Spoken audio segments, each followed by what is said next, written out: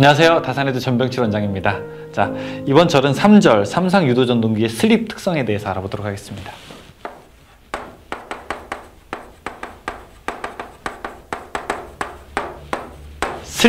슬립이 무엇입니까? 미끄러지다. 바로 그런 겁니다.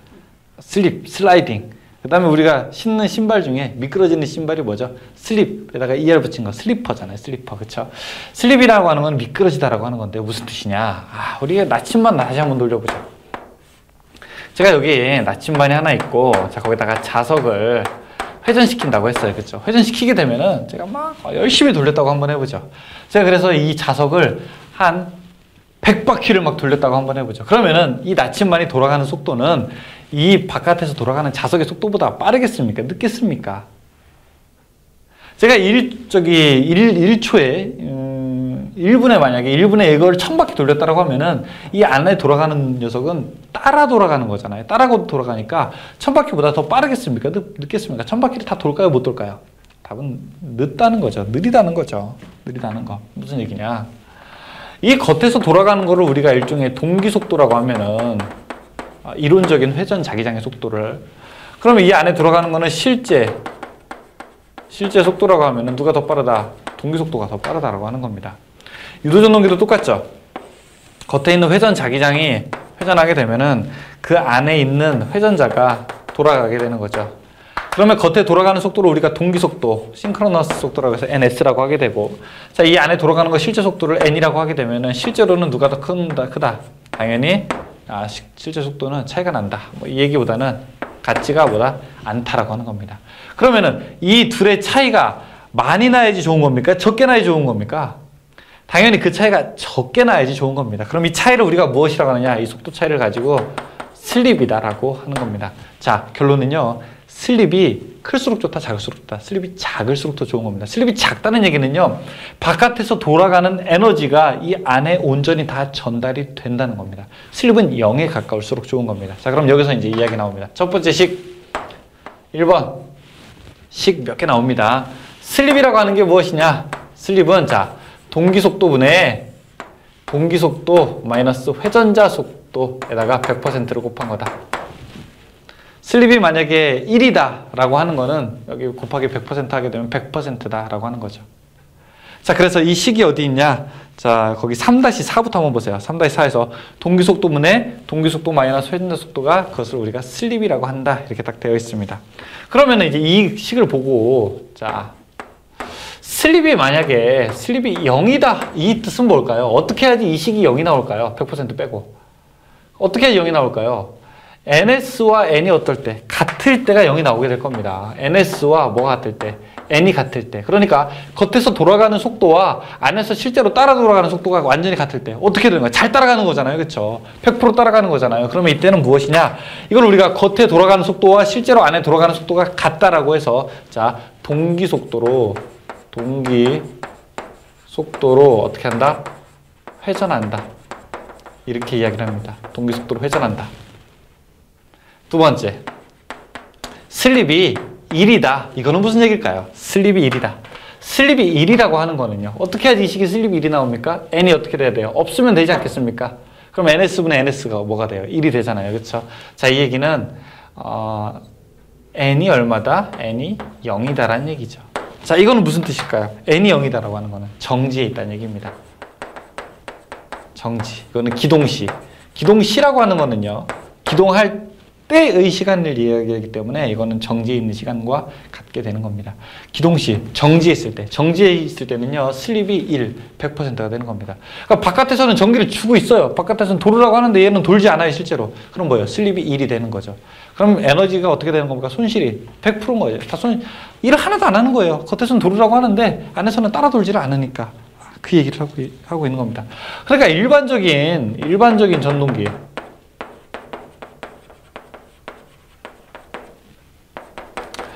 일반적인 전동기의 슬립의 범위는 얼만큼이 되겠습니까? 일반적인 전동기 슬립의 범위는요, 0보다는 크지만 1보다는 작다라고 하는 게 되는 겁니다. 보통 3%, 5% 이 정도가 우리가 일반적인 전동기의 슬립 범위다라고 이야기를 하고 있습니다. 자, 그러면은 요 식에서 바로 속도를 가지고 오게 되면은 N은 어떻게 된다? N은 1 슬립에다가 NS 동기 속도와 같다. 동기속도를 곱한 것이라고 이야기를 합니다.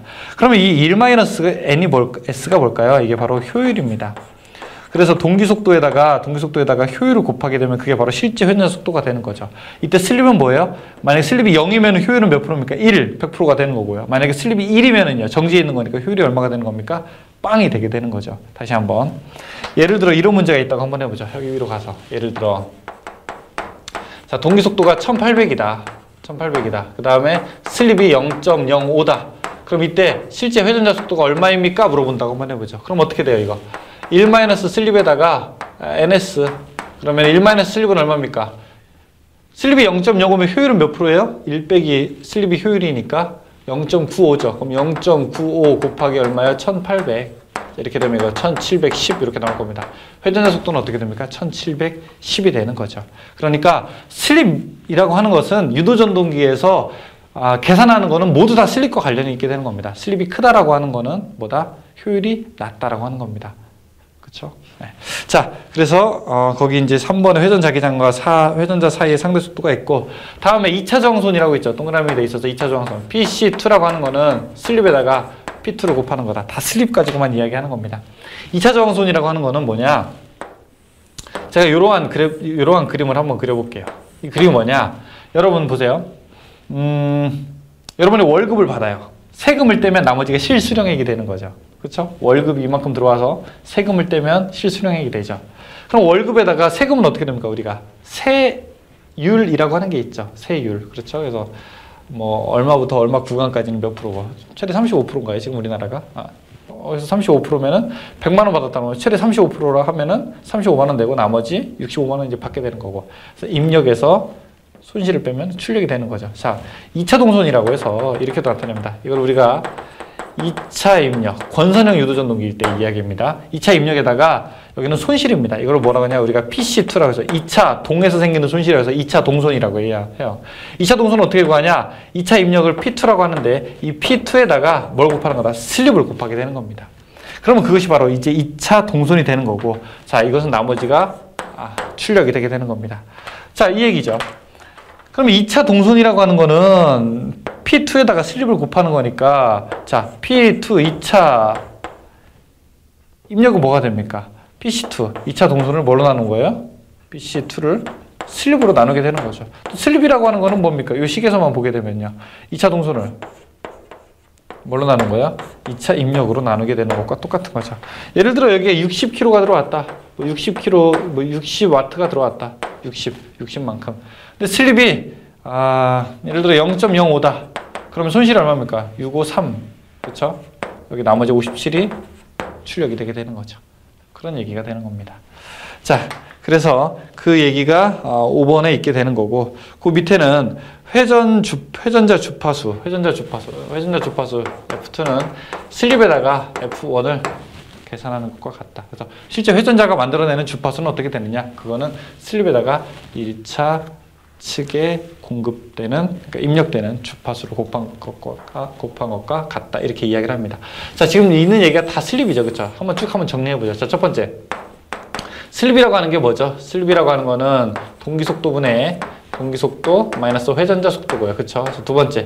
실제 회전자 속도는 어떻게 된다? 실제 회전자 속도는 1-슬립에다가 동기속도를 곱한 것과 같다. 이렇게 이야기를 하죠.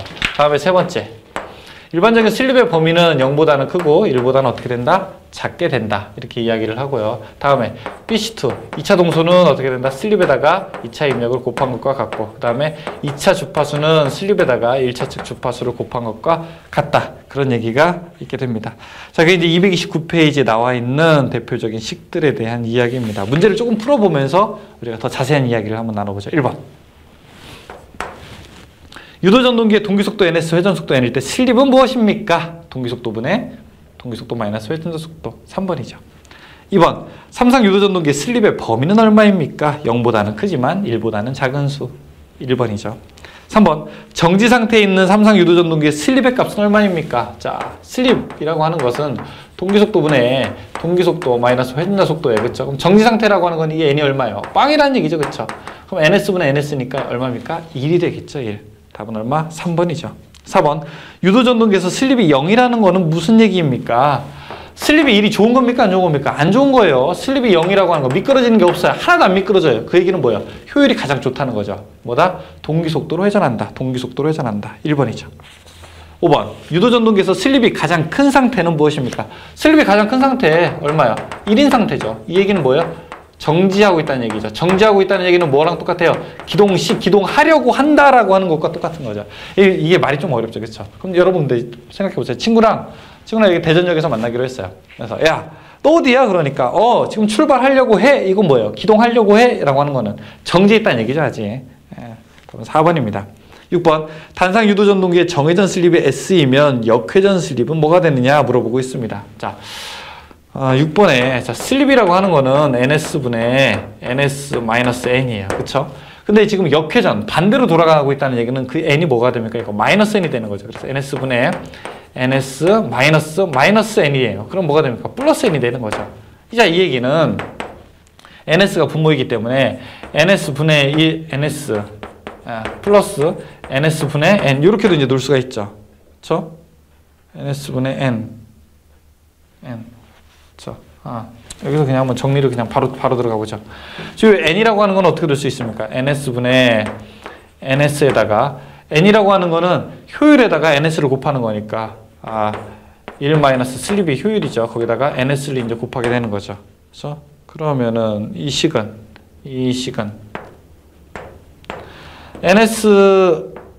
NS분의 NS 플러스 자, 요거 이제 두 개로 나누게 되면은 NS분의 1 마이너스 S의 NS. 그럼 요거 약분되니까 1이죠. 요거 약분되니까 없어지니까 1 다음에 플러스 1 마이너스 S 이렇게 되나요? 그쵸? 그러면은 이거 얼마죠? 2 마이너스 S 이렇게 되겠네요. 답은 몇 번? 답은 3번이 되겠네요. 3번. 이걸 유도하지 말고 그냥 역회전일 때 2-S다. 요거를 기억하시죠. 3번. 삼상 유도전동기 회전 원리를 설명한 것 중에서 틀린 것은 무엇이냐? 자, 1, 2, 3, 4 쭉 읽어보면은 2번에 회전자의 회전 속도가 증가할수록 슬립은 증가한다? 슬립이라고 하는 것이 NS분의 NS-N인데 회전 속도가 증가할수록 회전 속도가 N이 증가할수록 슬립은 어때요? 감소하게 되죠. 감소하게 되잖아요. 분자가 작아지니까. 2번이 잘못된 얘기죠. 8번.